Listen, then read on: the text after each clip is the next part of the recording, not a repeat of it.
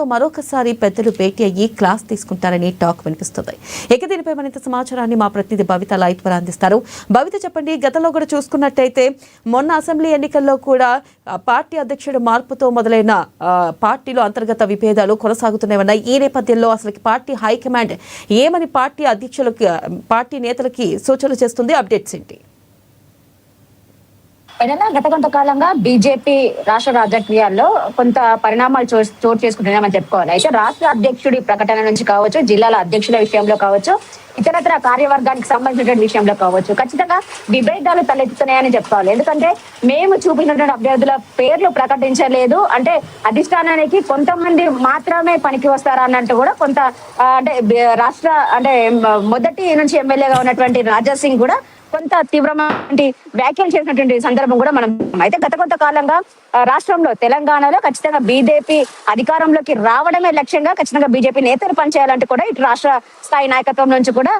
జాతీయ స్థాయి నాయకత్వం కోరుకుంటున్న సందర్భంలో గత కొంత కాలంగా ఇటు పార్టీకి సంబంధించినటువంటి అంశాలు కావచ్చు, ఇతరత్ర అంశాలకు సంబంధించి కొత్త పాత నేతల మధ్య సమన్వయం కుదరక కావచ్చు, అంటే ఈ నా నియోజకవర్గంలో నీ పెత్తనం ఏంటి అన్నటువంటి అంశాలు కూడా చాలా పెద్ద ఎత్తున కొత్త తీవ్ర దుమారాన్ని లేపుతున్నాయని చెప్పేసి మనం చెప్పుకోవచ్చు. ఎందుకంటే గత అసెంబ్లీ ఎన్నికల్లోనే బీజేపీకి పూర్తి స్థాయిలో రూట్ మ్యాప్ క్లియర్ అయినప్పటికీ కూడా ఎందుకు ఆ స్థాయిలో ఊహించినటువంటి ఫలితాలు రాలేదని చెప్పేసి కూడా ఇప్పటికే రాష్ట్ర స్థాయి నాయకత్వంతో పాటు జాతీయ స్థాయి నాయకత్వం కూడా కొంత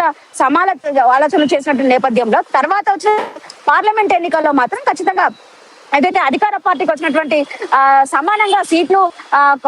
కాంగ్రెస్ పార్టీ 8 సీట్లు సంపాదిస్తే బీజేపీ కూడా అదే స్థాయిలో 8 సీట్లు సంపాదించడం, దాని తర్వాత జరిగినటువంటి ఎమ్మెల్సీ ఎన్నికల్లో కూడా ఇటు పట్టభద్రులు కావచ్చు, అటు టీచర్లు కావచ్చు, అంటే యువత కూడా పూర్తి స్థాయిలో బీజేపీకి పట్టం కాడుతుంది అని చెప్పేసి కూడా ఇప్పటికే బీజేపీ భావిస్తున్న నేపథ్యంలో రాష్ట్రంలో పార్టీని బలోపేతం చేయడంలో కావచ్చు, అధికారంలోకి రావడంలో కావచ్చు ఇంకా వ్యూహాలు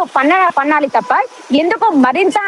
అంటే ఇతర పార్టీలకు కావచ్చు, ఇతరత్రులకు కొంత పార్టీ అంటే చులకన అయ్యే విధంగా ఎందుకు ప్రవర్తిస్తున్నారు అంటే అన్నట్టుగా కూడా కొంత ఇటు జాతీయ స్థాయి నాయకత్వం కూడా ఇటు రాష్ట్ర నేతలకు పలుమార్లు సూచన చేసినటువంటి సందర్భం కనబడుతుంది. తాజాగా జాతీయ స్థాయి అయినటువంటి బిఎల్ సంతోష్ కూడా నగర శివార్లో ఒక మీటింగ్ నిర్వహించి గత కొంతకాలంగా ఇటు రాష్ట్ర నాయకత్వంలో ఉన్నటువంటి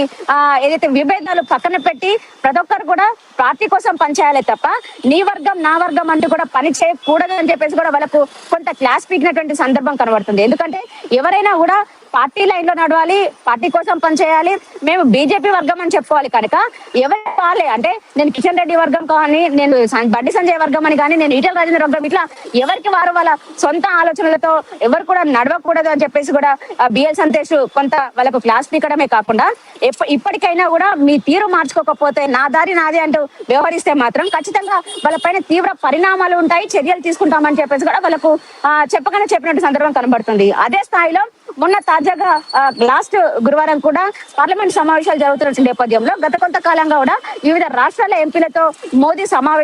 సమావేశం అవుతున్న నేపథ్యంలో తాజాగా లాస్ట్ గురువారం కూడా ఏదైతే సౌత్ ఎంపీలకు సంబంధించి బ్రేక్ఫాస్ట్ కార్యక్రమం నిర్వహించారు. అందులో ముఖ్యంగా 2 తెలుగు రాష్ట్రాల ఎంపీలతో కూడా మోదీ సమావేశమయ్యారు. ఈ నేపథ్యంలోనే మోదీ అంటే ఒకవైపు ఎన్డీఏ భాగస్వామ్యమైనటువంటి ఏపీలో పూర్తి స్థాయిలో పార్టీ చాలా అభివృద్ధి కార్యక్రమాలు కావచ్చు, రాష్ట్రానికి కావాల్సినటువంటి నిధులు కావచ్చు తెచ్చుకునేటువంటి ప్రయత్నం చేయడం కావచ్చు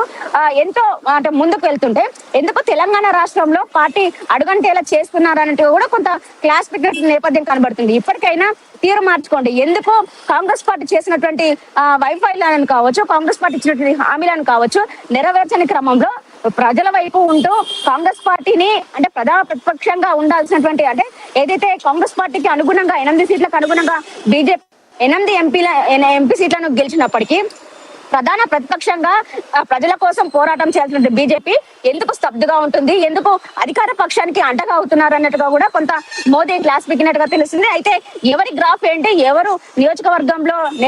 నేతలంతా కూడా పనిచేస్తున్నారు, ఎవరు ప్రజల పక్షాన పోరాడుతున్నారు, ఎవరు అంటే సమస్యలపై గలం విప్పుతున్నారు అంశాలు అన్ని కూడా నా దగ్గర ఉన్నాయి. ఖచ్చితంగా మీ చిట్టా విప్పుతానన్నట్టుగా కూడా మోదీ కొంత వాళ్ళకు క్లాస్ పీకినట్టుగా తెలుస్తుంది. పూర్తి స్థాయిలో ఇప్పటికైనా కూడా బీజేపీ ఎంపీలంతా కూడా కలిసికట్టుగా సమన్వయం దృక్పథంతో పనిచేయాలి. కానీ ఇప్పటికీ ఎందుకు అంటే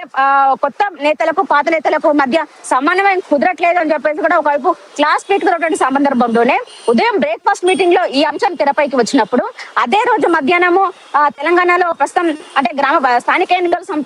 జరుగుతున్నటువంటి నేపథ్యంలో మొదటి విడత ఎన్నికల రోజే అదే రోజు ఎన్నికలు జరగడం, అదే రోజు ఫలితాలు విడుదలైనటువంటి నేపథ్యంలో మొదటి ఉదయం బ్రేక్ఫాస్ట్ మీటింగ్ లోనే ఎంపీలకు కొంత క్లాస్ పీకడంతో పాటు సలహాలు సూచనలు ఇచ్చినప్పటికీ అదే రోజు మధ్యాహ్నము బండి సంజయ్ వర్గం నుంచి ఏదైతే ఈటల రాజేందర్ బండి సంజయ్ మధ్య ఈ కొంతకాలంగా కూడా గ్యాప్ వచ్చిందని చెప్పుకోవాలి. ఒకరిపైన ఒకరు విమర్శలు చేస్తూ వస్తున్నటువంటి నేపథ్యం కనబడుతుంది. అయితే ఇదే తరుణంలో అదే రోజు మోదీ క్లాస్ పీకడం వెంటనే మరొకసారి ఈ వర్గం ఆ వర్గం అంటూ కూడా పూర్తి స్థాయిలో పెద్ద ఎత్తున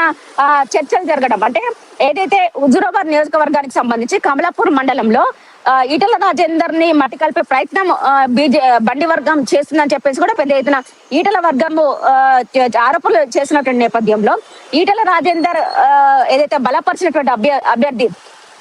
ర్యాకం సందీప్, ఒకవైపు బండి సంజయ్ వర్గం బలపరిచినటువంటి అభ్యర్థి ర్యాకం శ్రీనివాస్, వీళ్ళిద్దరూ అక్కడ గ్రామ పంచాయతీలో అంటే పోటీ చేయడము, సర్పంచ్ గా బండి సంజయ్ బలపరిచినటువంటి అభ్యర్థి ర్యాకం శ్రీనివాస్ గెలుపొందడం పైన వెంటనే బండి సంజయ్ నుంచి కూడా పెద్ద ఎత్తున ఏదైతే ఆరోపణలు రావడం, ఏదైతే ఈటల రాజేందర్ బలపరిచినటువంటి అభ్యర్థి ర్యాకం సందీప్ ఓడిపోవడము, బండి సంజయ్ బలపరిచిన అభ్యర్థి ర్యాకం శ్రీనివాస్ గెలుపొందారంటూ కూడా పెద్ద ఎత్తున ప్రచారం చేసినటువంటి నేపథ్యంలో ఎందుకు ఆ స్థాయిలో ఒకవైపు జాతీయ స్థాయి నాయకులు చెప్తున్నప్పటికీ, సలహాలు ఇస్తున్నప్పటికీ, క్లాసులు పీకుతున్నప్పటికీ ఎందుకు వీళ్ళ మధ్య మరొకసారి విభేదాలు తలెత్తుతున్నాయని మాత్రం క్లియర్ గా అర్థమవుతుంది. గత కొంతకాలంగా ఏదైతే కిషన్ రెడ్డి రాజాసింగ్ మధ్య కావచ్చు, రామచంద్ర మరొక నేత అరవింద్ కావచ్చు, ఇట్లా ఏదైతే ఈటల రాజేందర్ బండి సంజయ్ కావచ్చు, అంటే రాష్ట్ర నాయకత్వంలో కీలకంగా ఉన్నటువంటి నేతల మధ్యనే సమన్వయం లేదు, వాళ్ళకి పొంకడం లేదు అనేటువంటి ప్రచారం పెద్ద ఎత్తున జరుగుతున్నటువంటి నేపథ్యంలో తాజాగా జరుగుతున్నటువంటి స్థానిక సంస్థల ఎన్నికల్లో కూడా ఈ నేతలు చేసినటువంటి వ్యాఖ్యలే ప్రధాన ఆరోపణలు కూడా క్లియర్ గా వాటికి అద్దం పట్టేలా కొనసాగుతున్నటువంటి పరిస్థితి కనబడుతుంది. అయితే మొత్తానికి ఎందుకు తెలంగాణలో సానుకూల పవనాలు వీస్తున్నప్పటికీ, తెలంగాణలో బీజేపీకి అనుకూలంగా ఆ ఫలితాలు వస్తాయని తెలిసినప్పటికీ ఎందుకు ఆ స్థాయిలో రాష్ట్ర నాయకత్వం పని చేయటం లేదు, ఎందుకు ఆ స్థాయిలో ముందుకు వెళ్ళడం లేదు అంటే ఏదైతే కాషాయ కమ్యూనిస్టు పార్టీలకు కంచుకోటగా ఉన్నటువంటి రాష్ట్రాల్లో సైతం అక్కడ బద్దలు కొట్టి కమలం పార్టీ అధికారంలోకి రావడం, అంటే కేరళ కావచ్చు, అక్కడ ఉన్నటువంటి ఇతర రాష్ట్రాలకు సంబంధించి హర్యానా కావచ్చు, వెస్ట్ బెంగాల్ మరికొన్ని రాష్ట్రాలు కావచ్చు, అంటే కమలం పార్టీకి ఏ కోణాన కూడా అంటే పాజిటివ్ గా లేనప్పటికీ కూడా అలాంటి రాష్ట్రాల్లో పూర్తి స్థాయిలో అధికారంలోకి వచ్చినప్పటికీ తెలంగాణలో దాదాపుగా 8 మంది ఎంపీలు గెలవడము, ఎమ్మెల్సీలు గెలవడము, దాదాపుగా 50% పైన ప్రజలు బీజేపీని నమ్ముతున్నప్పటికీ, హిందుత్వవాదం పైన పనిచేస్తున్నప్పటికీ ఎందుకు తెలంగాణలో బీజేపీ అధికారంలోకి రాలేకపోతుంది, ఎందుకు సమిష్టి కృషిగా పనిచేయడం లేదు అని చెప్పేసి కూడా క్లాస్ పిక్న సందర్భం అయితే కనబడుతుంది. అయితే మొత్తానికి తాజాగా జరిగినటువంటి మీటింగ్ లో కూడా మోదీ ఖచ్చితంగా కాంగ్రెస్ ప్రభుత్వానికి అంటగాగుతున్నారు, ఆర్థికంగా కూడా లోపాయికార ఒప్పందాలు చేసుకొని బీజేపీ వెంట నడవట్లేదు, బీజేపీకి అనుకూలంగా అంటే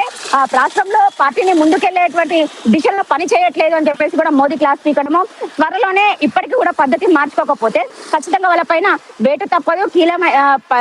అంటే పరిణామాలు ఎదుర్కోవాల్సి వస్తుందని చెప్పేసి కూడా చెప్పినటువంటి నేపథ్యం అయితే కనబడుతుంది. Thank you.